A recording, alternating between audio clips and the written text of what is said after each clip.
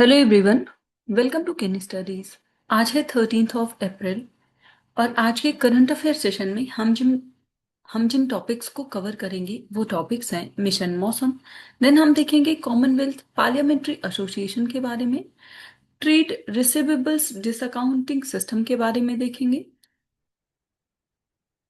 Indian council for cultural relations के बारे में देखेंगे, वेब्स का जो ओटीटी प्लेटफॉर्म है इसके बारे में देखेंगे, हाल ही में न्यूज में रहा इंद्रावती टाइगर रिजर्व के बारे में देखेंगे और लास्ट में हम देखेंगे टर्की, जिसका नाम परिवर्तित करके तुर्की कर दिया गया है, इस कंट्री के बारे में। तो शुरू करते हैं आज का करंट अफेयर सेशन। ये रहा आज का फर्स्ट क्वेश्चन।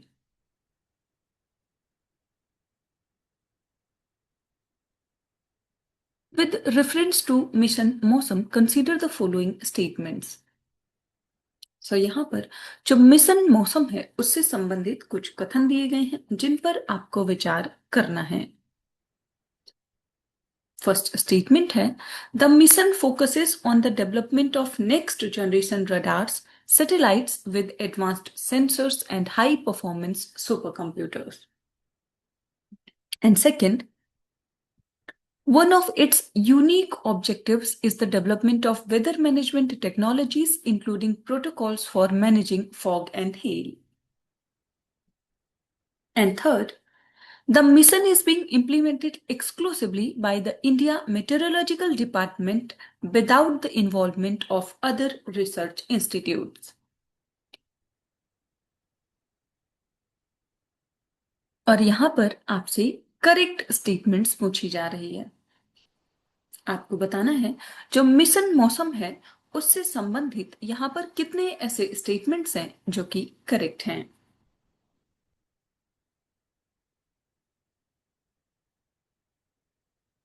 और इस क्वेश्चन में आपका करेक्ट ऑप्शन हो जाएगा ऑप्शन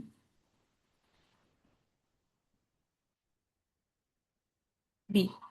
यहाँ पर केवल दो ही स्टेटमेंट्स करेक्ट हैं और वो स्टेटमेंट्स हैं फर्स्ट और सेकंड। थर्ड स्टेटमेंट जो है वो यहाँ पर इनकरेक्ट है। आप देख सकते हैं। मिशन मौसम is a landmark multifaceted initiative, and this mission involves deploying next generation Doppler radars, satellite systems, and high performance supercomputers like Mihir and Proteus to set new benchmarks in precision. So it goes beyond forecasting to weather management, researching interventions like cloud seeding and fog suppression. ये जो mission है ये एक collaborative effort है। while the IMD is primary player, the Indian Institute of Tropical Meteorology and National Center for Medium Range Weather Forecasting are the key implementing agencies supported by the Ministry of ES institutes like INCOIS and NIOT. So, this multi institutional approach ensures that research, modeling, and operational forecasting are seamlessly integrated to support sectors like agriculture, disaster management, and aviation.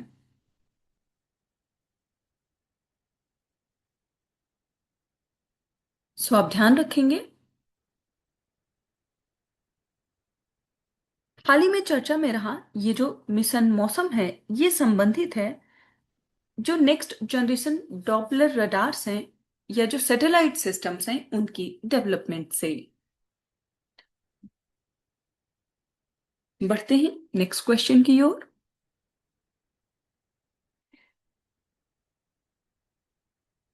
Where was the Commonwealth Parliamentary Association India region zone 7 conference inaugurated. यहां पर आपसे पूछा जा रहा है Commonwealth Parliamentary Association India region 7 का जो सम्मेलन है उसका उद्घाटन हाल ही में कहां पर किया गया है। आपके ऑप्शंस हैं मध्य प्रदेश, आंध्र प्रदेश, गोवा या फिर ओडिशा।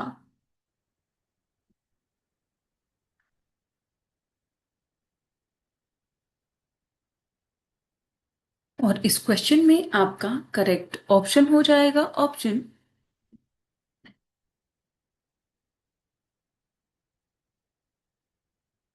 सी। सो इसका आयोजन किया गया है गोवा में। आप देख सकते हैं The Commonwealth Parliamentary Association India Region June 7 conference was recently inaugurated in Goa by the Lok Sabha Speaker. So, the Commonwealth Parliamentary Association is one of the oldest organizations in the Commonwealth, established in 1911. So, it is a membership based body bringing together parliamentarians committed to the rule of law, democracy, and individual rights and freedoms. So, the association comprises over 180 legislatures across 9 geographic regions of the Commonwealth. And its mission is to strengthen parliamentary democracy through knowledge sharing, youth participation, gender equality, and equal representation. तो आप ध्यान रखेंगे जो Commonwealth Parliamentary association का India region जून 7 conference है उसका आयोजन किया गया है गोवा में।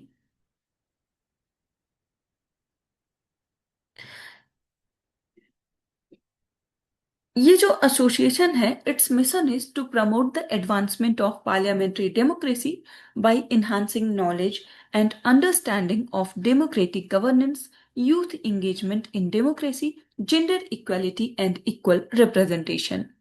और आप ध्यान रखेंगे कि इसका जो हेडक्वार्टर है वो है लंदन, यूनाइटेड किंगडम में।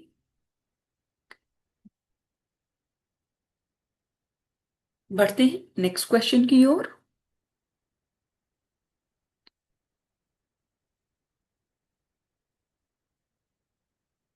The trade receivable discounting system platforms are regulated by which authority? यहां पर आपसे पूछा जा रहा है जो ट्रेड रिसीवेबल्स डिसकाउंटिंग सिस्टम प्लेटफॉर्म है ये किस प्राधिकरण द्वारा विनियमित होता है? आपके ऑप्शंस हैं reserve bank of India, ministry of finance, securities and exchange board of India या फिर national bank for agriculture and rural development.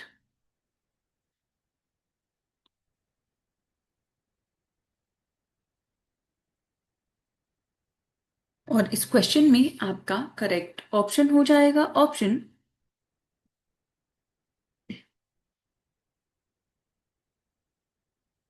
ए।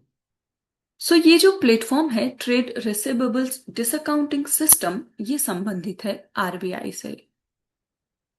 आप देख सकते हैं Reserve Bank of India proposed removing due diligence for onboarding micro, small, and medium enterprises on trade receivables discounting system platforms to enhance ease of doing business. So ये जो TReDS है it is an electronic platform enabling financing और discounting of MSME trade receivables via multiple financiers. So the platform is regulated by the Reserve Bank of India and its objective is to ensure quicker payments and improved working capital for MSMEs.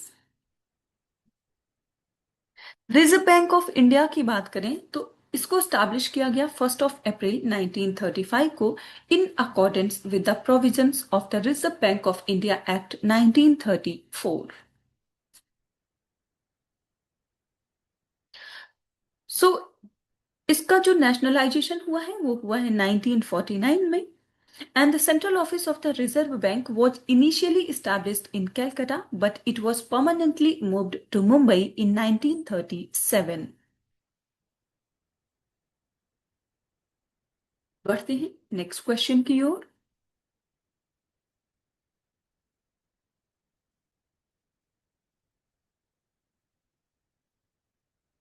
Consider the following statements regarding Indian Council for Cultural Relations. So यहाँ पर जो भारतीय सांस्कृतिक संबंध परिषद है उसके संबंध में कुछ कथन दिए गए हैं जिन पर आपको विचार करना है। फर्स्ट स्टेटमेंट है it is N autonomous body under the ministry of external affairs. And second It was founded by Maulana Abul Kalam Azad. और यहां पर आपसे करेक्ट स्टेटमेंट्स पूछी जा रही है। आपको बताना है Indian council for cultural relations से संबंधित यहां पर कौन से ऐसे स्टेटमेंट्स हैं जो कि करेक्ट हैं।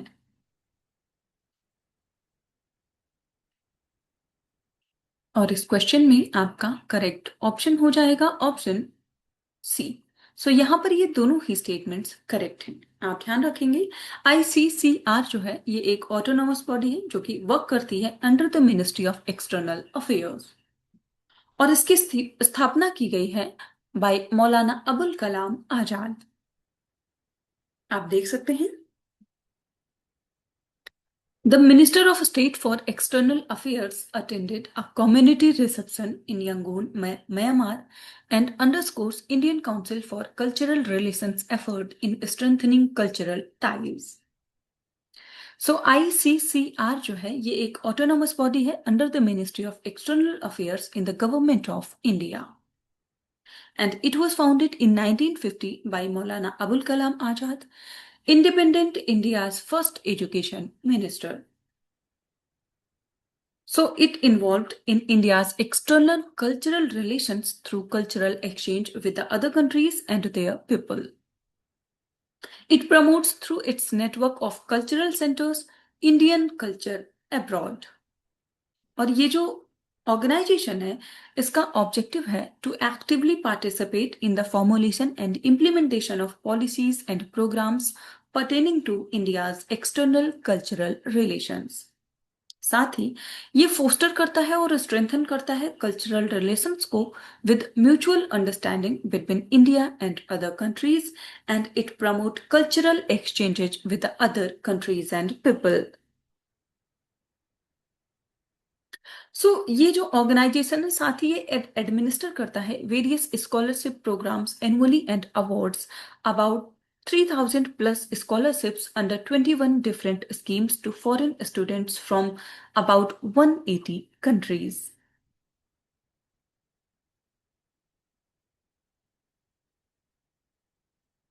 बढ़ते हैं नेक्स्ट क्वेश्चन की ओर।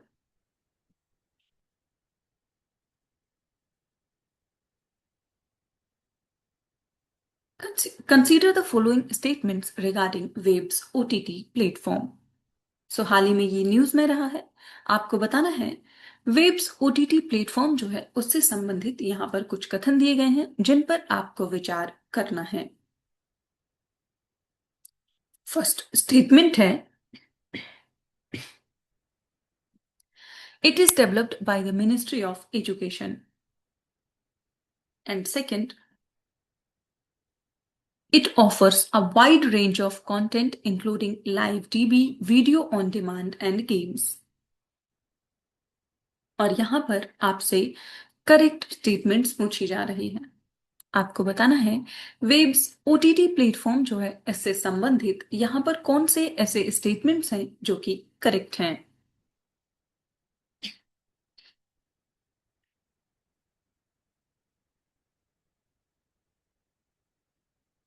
और इस क्वेश्चन में आपका करेक्ट ऑप्शन हो जाएगा ऑप्शन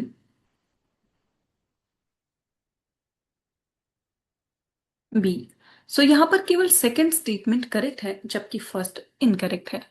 फर्स्ट स्टेटमेंट में ये कहा जा रहा है कि ये जो वेब्स ओटीटी प्लेटफॉर्म है इसको डेवलप किया गया है by the ministry of education, ये इनकरेक्ट है।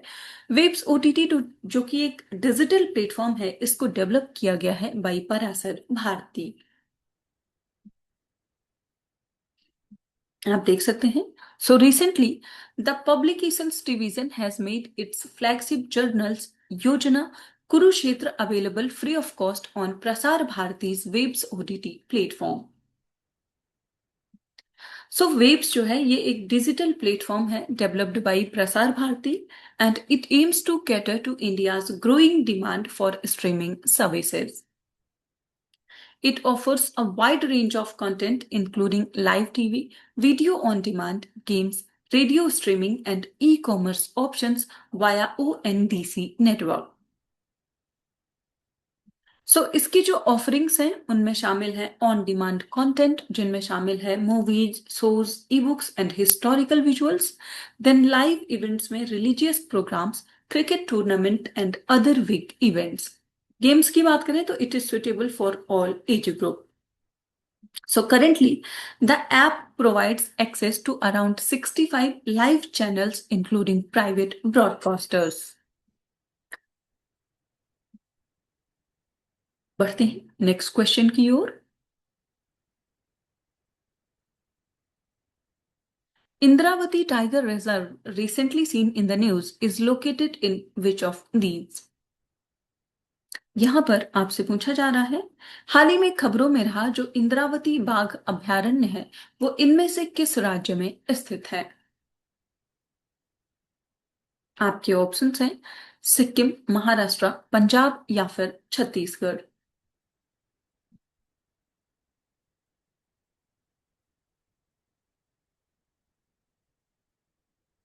और इस क्वेश्चन में आपका करेक्ट ऑप्शन हो जाएगा ऑप्शन डी। हाल ही में न्यूज में रहा ये जो इंद्रावती टाइगर रिजर्व है ये स्थित है छत्तीसगढ़ में। आप देख सकते हैं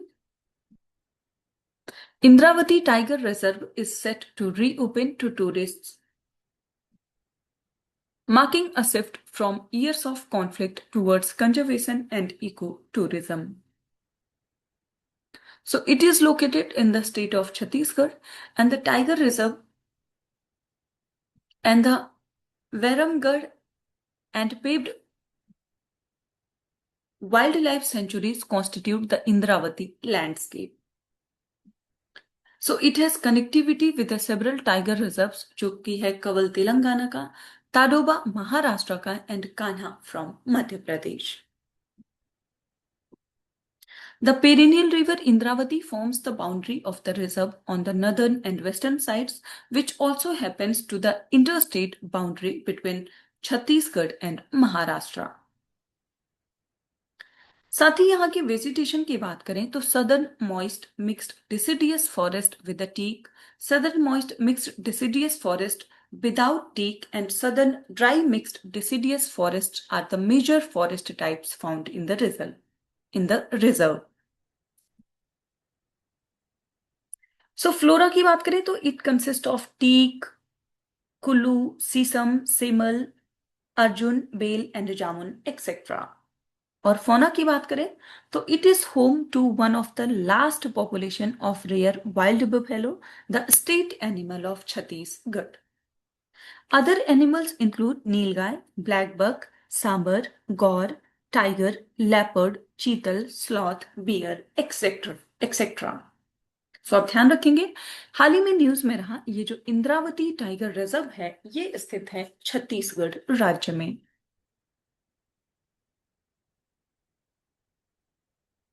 बढ़ते हैं नेक्स्ट क्वेश्चन की ओर।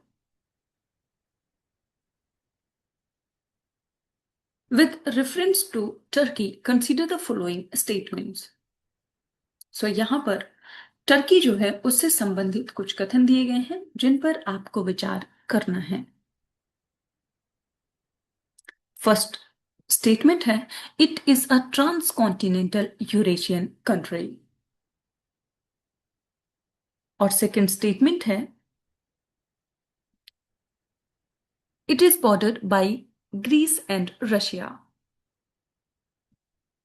And third, it is surrounded by Black Sea and Mediterranean Sea. और यहां पर आपसे करेक्ट स्टेटमेंट्स पूछी जा रही है। आपको बताना है टर्की से संबंधित यहां पर कितने ऐसे स्टेटमेंट्स हैं जो कि करेक्ट हैं।